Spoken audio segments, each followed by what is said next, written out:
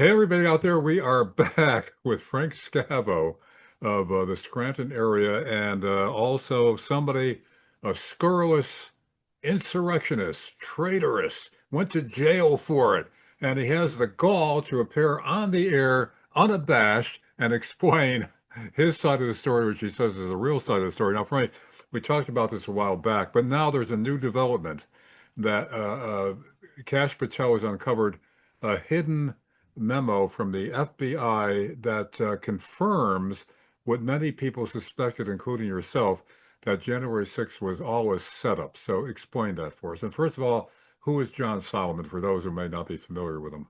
Well, John Solomon is an independent investigator who is currently head of Just the News. That's the name of the news program. Right. It's on Real America's Voice.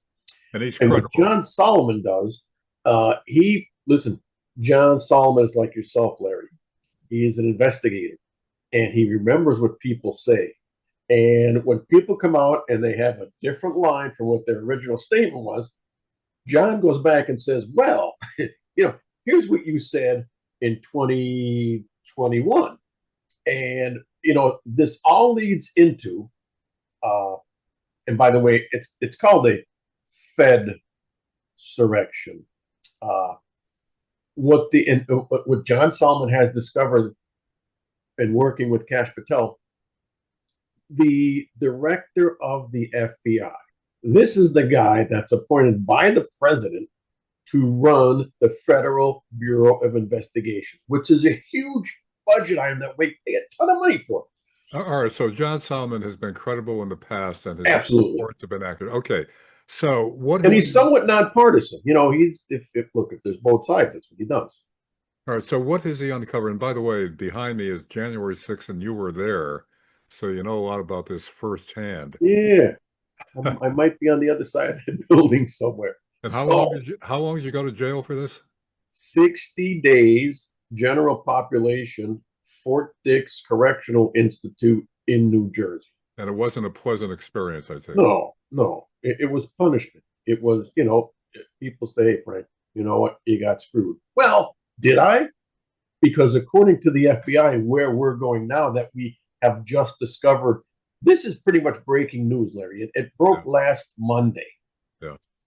Okay, before we get to that, for the folks out there who don't know about Mr. Scavo's scurrilous history and actions, you went into the Capitol, but you were ushered in by what, the Capitol Police. You walked through it, you didn't destroy anything, you didn't attack anybody, Right. and you walked out and then you were arrested, correct?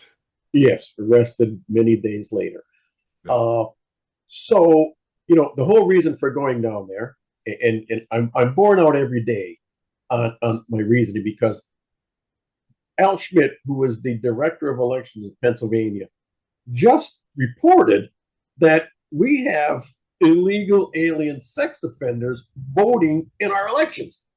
This is the whole reason I went down there, because remember, Catherine Bookvar, who was the former Secretary of State, like Al Schmidt is, was told by Supreme Court Justice Alito, do not add the late mail-in ballots to the count, hold it separately, sheet it, and hence I went down to Washington, D.C. to protest peaceably.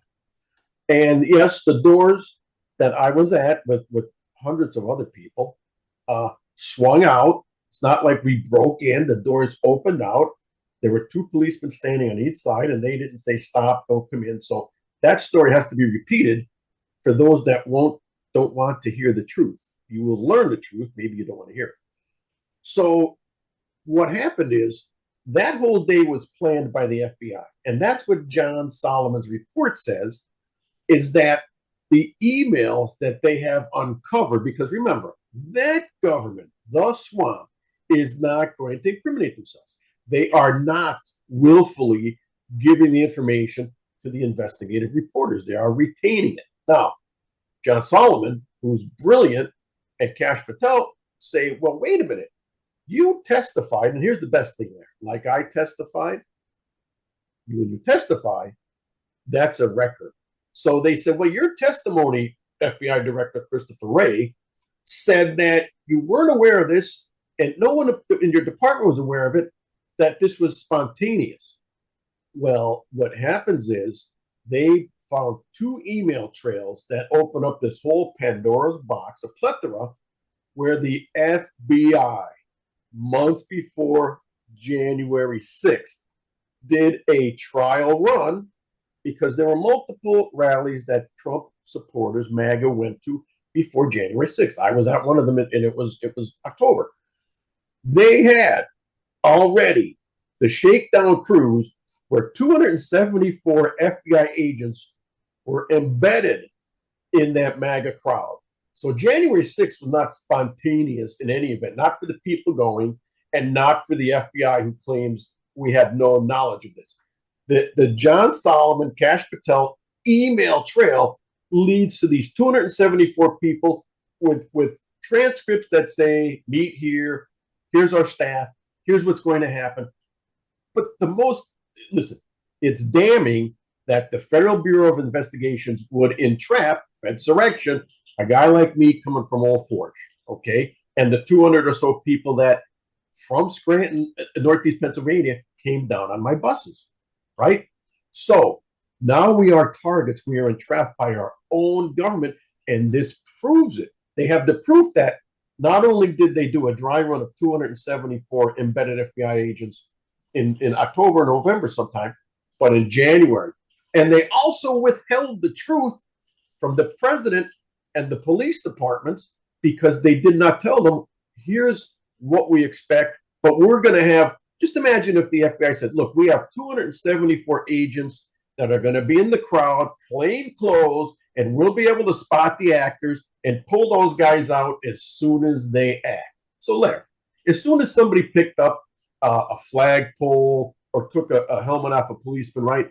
When you have 274 people in the crowd, you're going to be able to react pretty quickly. Well, they didn't react because their plan was, and this is the entrapment part, FBI and Department of Justice planned on prosecuting every low-level offense that they could that day, which, like me, listen, Susan Sarandon basically was arrested 3 times for doing the same thing I did, walking into the Capitol, except for the fact that she was handcuffed and dragged out of the Capitol because they were boisterous and violent anti-abortion protesters. So, there's a double standard here. Susan Sarandon gets to walk out free, no problems, right? Me, like you said, invited in, doors open outward. If everybody's trying to break into these doors there, then the doors didn't open inward. We had to step back when they unlocked them peacefully and orderly in order to fit through the doors that had just opened towards us. So you thought you weren't being blocked from coming in or even discouraged. You were actually motioned in, welcomed in, go through the Capitol. So you didn't think it was anything that was criminal?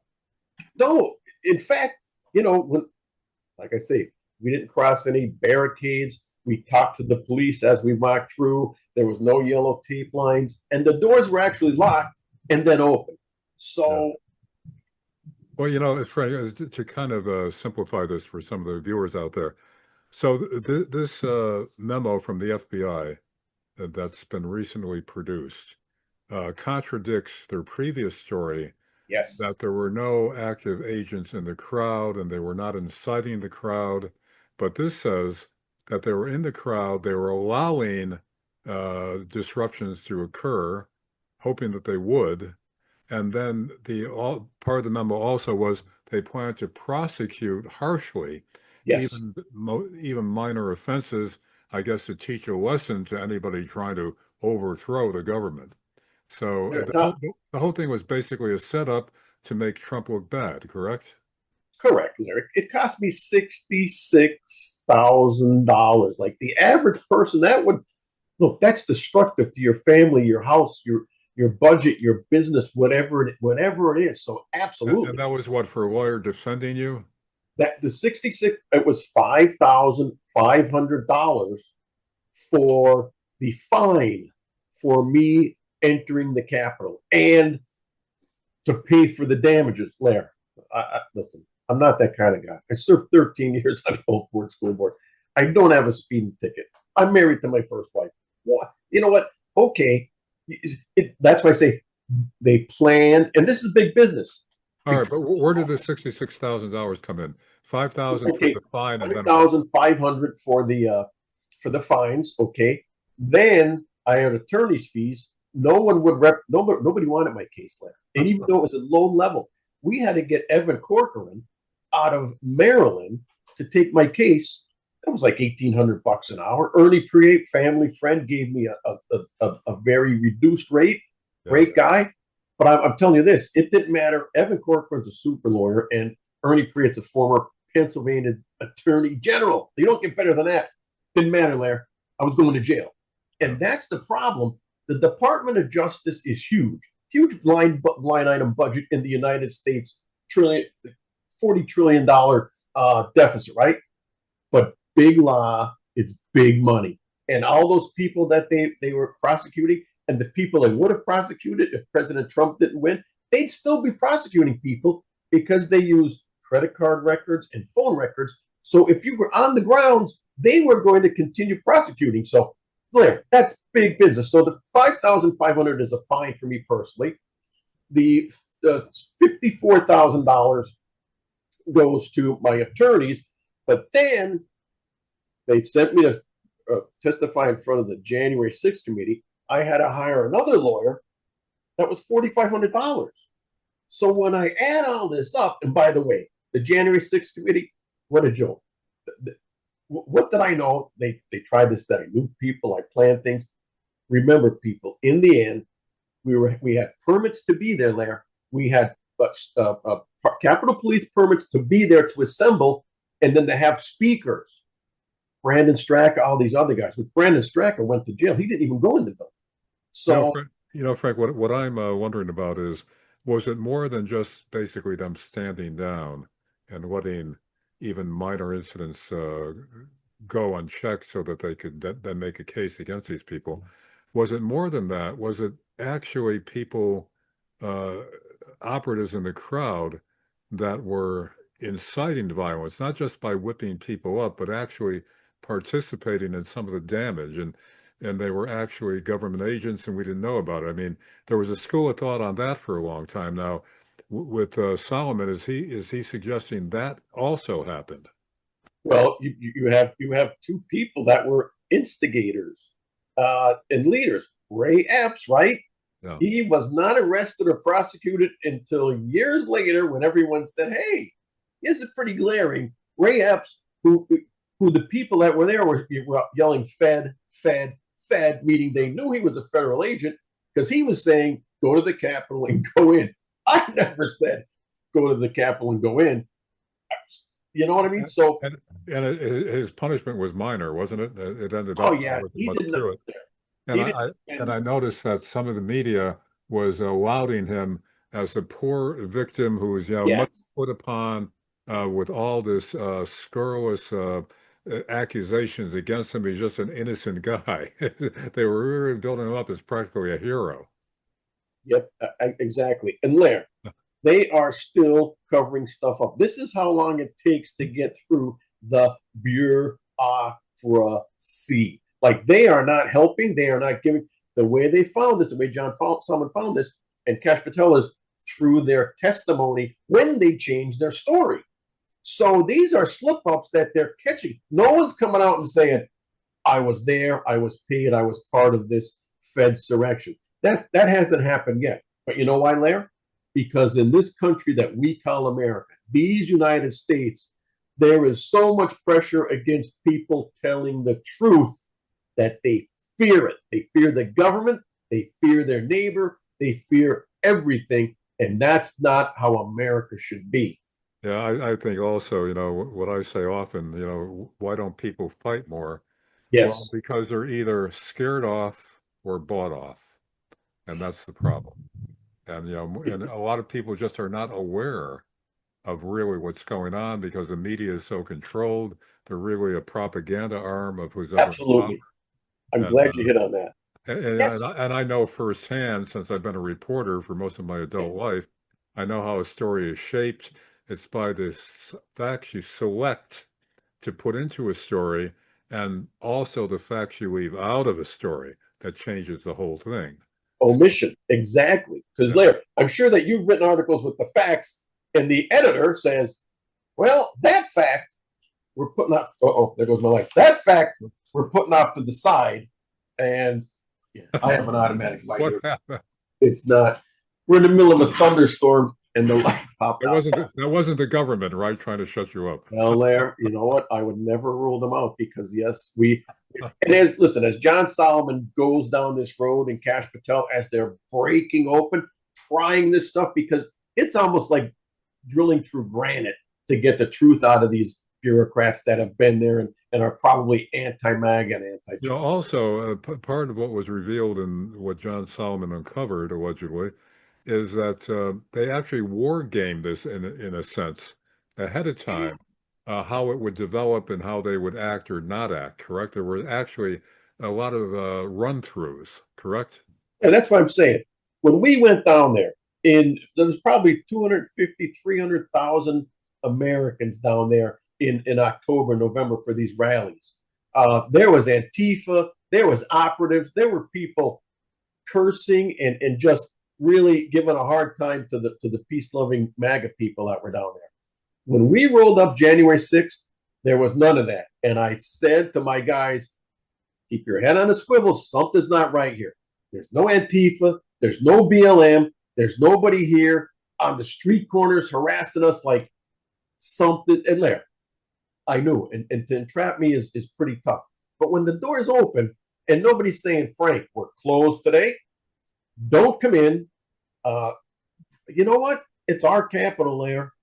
Anybody else would have done it. And as the truth comes out, which, by the way, I will tell you this.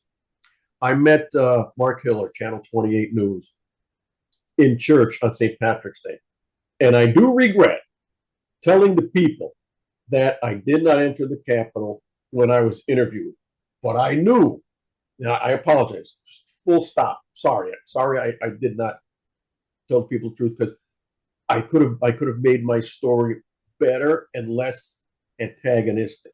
But I apologize to Mark and I apologize to everyone because I knew from when I was coming home on that bus and CNN, the Scranton Times, ABC Network News calling me on my phone, I was like, oh, this thing is much bigger than what I thought it was. I thought it was a mostly peaceful event that I walked into the Capitol for 8 minutes, walked out because I figured they're going to lock this place down. I'll be stuck in here for 2 or 3 days as they adjudicate and book everyone. I said, let me get out of here right now. So I asked 3 cops on the way out. None of them said, give me your name, your ID. I'm arresting you on the spot.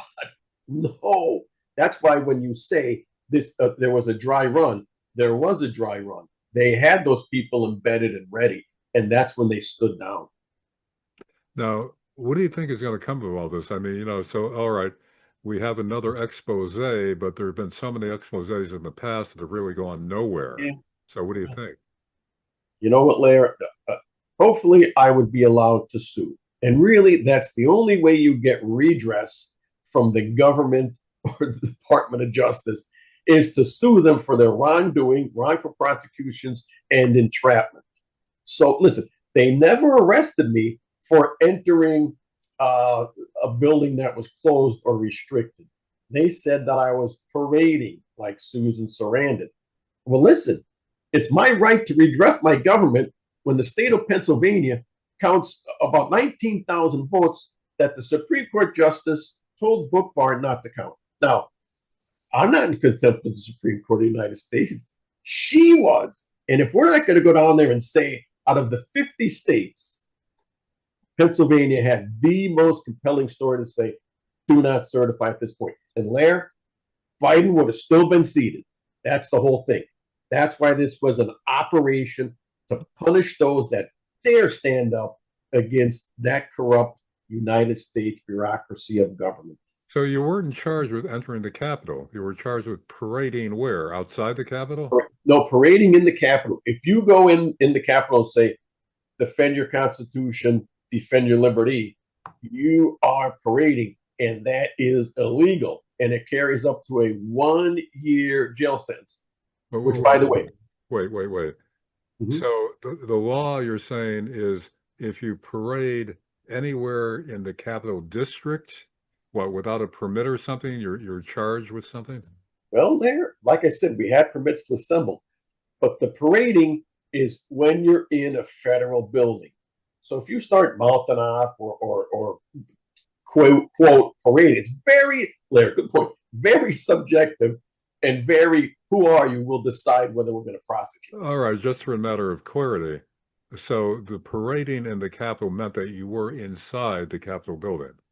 Yes, I was inside the Capitol building. It's just that the way it was termed, it didn't say you were inside, it said you were parading. Yeah, okay. Parading, picketing, or I believe it says chancing. So, listen, when they write a law, if Yeah, you're breathing, you're going to be guilty. yeah. So there's so many sub nomenclatures there that's why I pled guilty. Look, I'm there. You got me on camera. There's no Yeah. doubt. Well, and again, I mean, when you were walking through the Capitol peacefully and orderly, were you shouting anything? Were you chanting slogans? What? You know what?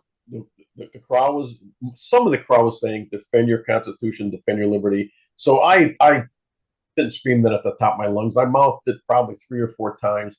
I gave and I kept my phone on Yeah. recording to prove that I wasn't in a gang, part of a group.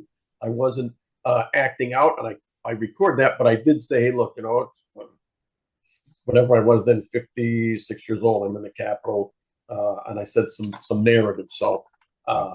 yeah. But once again, when they wave you in, you figure you weren't violating anything, correct? Yeah, and you know what, Lair? It wasn't only the set of doors that I was at. Okay, so if they said, well, you know what, maybe you broke in through, maybe we didn't let you in. No, there's three sets of doors up there, three double doors, and they all open simultaneously. So if you're not letting people in, then what the hell are you doing? And I want that to ring in the ears of those that think that this was an assault on the Capitol. Yeah. If they open all the doors to let everyone in, then what's the fear of an assault? You don't let robbers in your house, you keep your door locked. Yeah. Also, I guess a new development in addition is that Trump is pardoning the last of the January 6th insurrectionists, including the Proud Boys and the Oath Keepers. And So, Larry, I think that just happened. I saw some posts tonight yeah, where the guy's name is Kelly Meggs. He's one of my Facebook friends, one of our J6 alumni, yeah. and he put, I'm finally free. So, yes, Trump did not pardon everyone. He had to go a few steps further, and I think that is done as of this conversation. But you yourself were one of the first among the first wave of pardons. Yes. You were pardoned. Yeah. Yep. Yeah. Which I have my pardon hanging on the wall, and Yeah. yeah, it is good. And here's the people in jail, my cellies, they call them cellies, my cellmates. You know what they told me? They said, Frank, nobody goes to jail for a misdemeanor. That's a federal misdemeanor, not a felony. I still own guns. I still vote. When they told me nobody goes to jail for a misdemeanor, I said, well, yeah, you mess around with the federal government and Yeah. you're going to jail for breathing. Now, They really dropped the hammer. Yeah. oh, yeah, yeah. Definitely. Yeah. Well, all right, Frank. So again, just summing it up, according to Solomon, Cash Patel has unearthed and is showing a hidden memo, previously hidden memo, that shows that the FBI had operatives there and they were told, uh, or they didn't report any danger to the other officials, and the other officials didn't even ask them, what the situation was, therefore allowing incidents to occur, which they could build up and magnify and then prosecute people, correct? Exactly. Yep. Yep. And it was a dry run. They already had these 274 agents pre January 6th. And then not only did these agents work nefariously in the crowd January 6th, they were also specifically told not to inform anyone else. So this was a clandestine. This was like uh, Noriega and just a bad bunch of actors, right, acting out against American citizens. So So in like other words, they anticipated at least some in the crowd would be unruly, perhaps some even violent, but the idea was don't do anything about it, let it happen, and then you could build it up into this massive insurrection and blame Trump for it, correct? exactly that's In a sense, in a sense, then essentially, there was really no police there until it really got out of hand, correct? I mean, it's like knowing there is a crowd that could be unruly in Scranton, let's say, and you don't send any police there just to make sure order is kept, correct?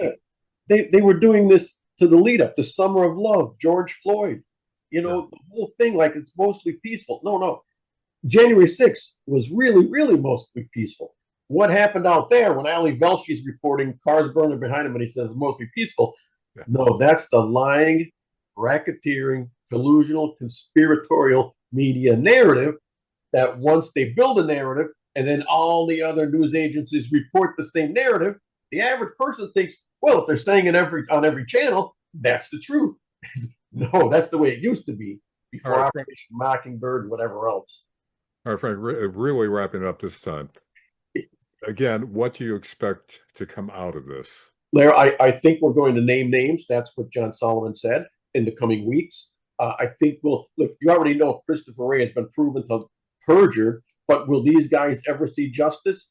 I don't think so because that's on the average American citizen because we don't demand it, like you said about people not saying anything.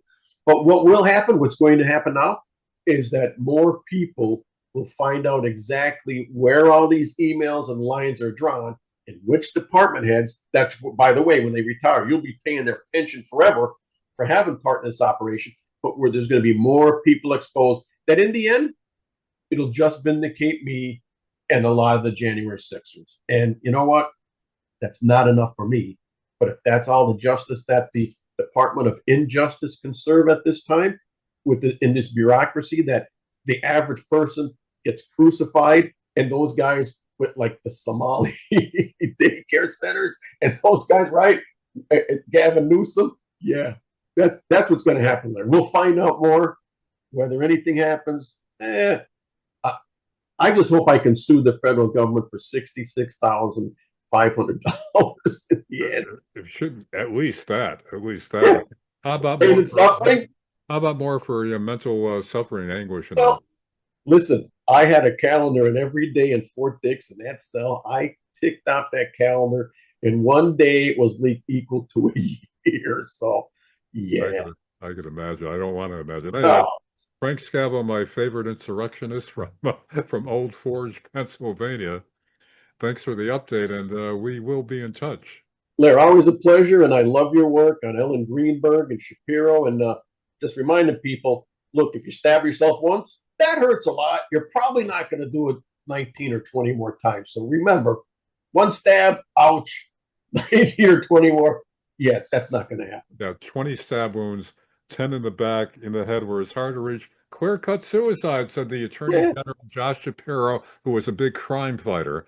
And yeah, I mean, that people should really, this is interesting about the media. I've been on this story for a couple of years now, Ellen mm-hmm. Greenberg and Shapiro's role in it when he was the Attorney General. And it got coverage down in the Philadelphia area, and it was kicked off by one reporter in the Philadelphia Inquirer, and then a lot of people picked up on it, including podcasters like myself. So this is widely circulated, except in the Scranton area. And the media here, the print media, the newspaper, I even handed out, my wife and I handed out flyers to your favorite columnists and Lovely. other reporters, and laying out the whole case about Owen Greenberg and Shapiro's role in it. He looked at it. I don't even think he took it with him, and no coverage. And this is a 14-year-old case now, and no coverage with all the other media getting involved in it outside of Scranton. It's like a blackout here.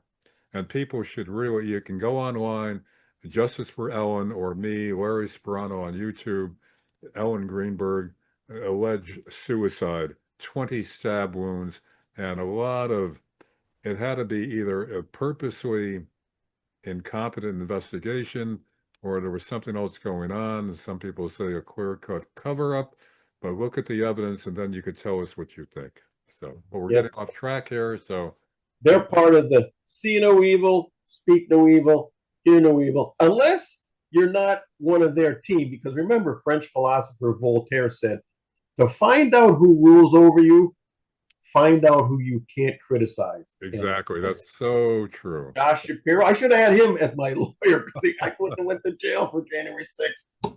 Oh, wow. Well, Frank, we're glad you're out of jail.